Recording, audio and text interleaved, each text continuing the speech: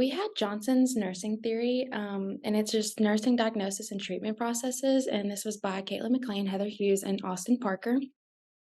What Dorothy Johnson's theory really was and what she believed in was she believed that nursing wasn't just a science, but also a combination between art as well. So she saw just science and the body itself.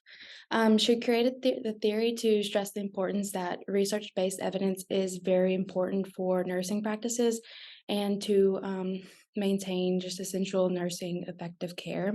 She created her subsystems to aid in the patient's care to maintain a state of equilibrium.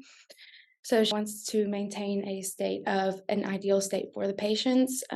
She pulled her beliefs from Nightingale's beliefs, and her belief was to help individuals prevent or recover from diseases or injury.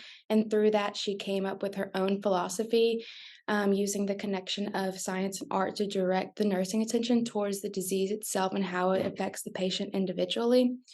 Overall, Johnson's goal was to maintain and restore behavioral system balances.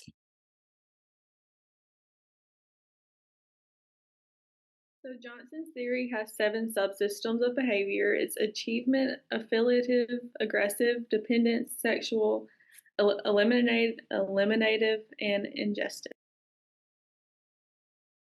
So these seven subsystems are all broke down. So our first subsystem is achievement, and basically that's the functions to control or master aspect of self or environment. We also it encompasses intellectual, physical, creative, mechanical, and social skills altogether.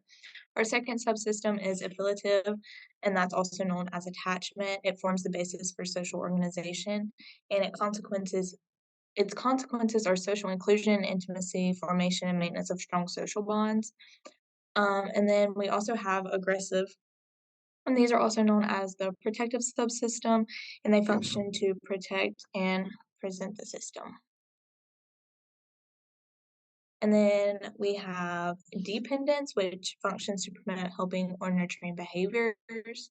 And then we go into sexual, which is function of procreation and gratification. It also includes development of gender role, identity, and gender role behaviors. We also have eliminative, which addresses when, how, and under what condition we eliminate. And then we have ingestive, which has to do with when, how, what, how much, and under what conditions we eat. So my personal philosophy is of nursing is that pretty much as a nurse, we are supposed to get patients back to a healthy state from their sick state. That way, getting them to where they can do stuff on their own without help. I believe that as a nurse, it is important to see the patient as a human. And when assessing a patient, I believe that you should assess them and treat them as you would a close family member or anyone that you have ever really loved. As a nurse, I feel like it is my responsibility to make sure the patient feels seen, heard, and understood. And when comparing Johnson's theory to my philosophy, I believe that we both see that the patient is a human. It's an individual. He or she is an individual that you should pay attention to and assess for who they are. My philosophy kind of ties on to Heather's as well, because I believe that as a nurse, it's like our number one priority to take the best possible care of our patients, no matter the circumstances. But we have to realize that like a patient is an individual person, and it's not just like a number or a case or whatever. So we really need to assess them for who they are.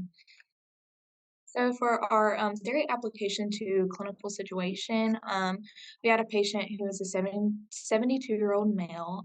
He has a history of diverticulitis with about a 6-inch colon resection. Patient has limited diet, and patient also has a tendency to be aggressive.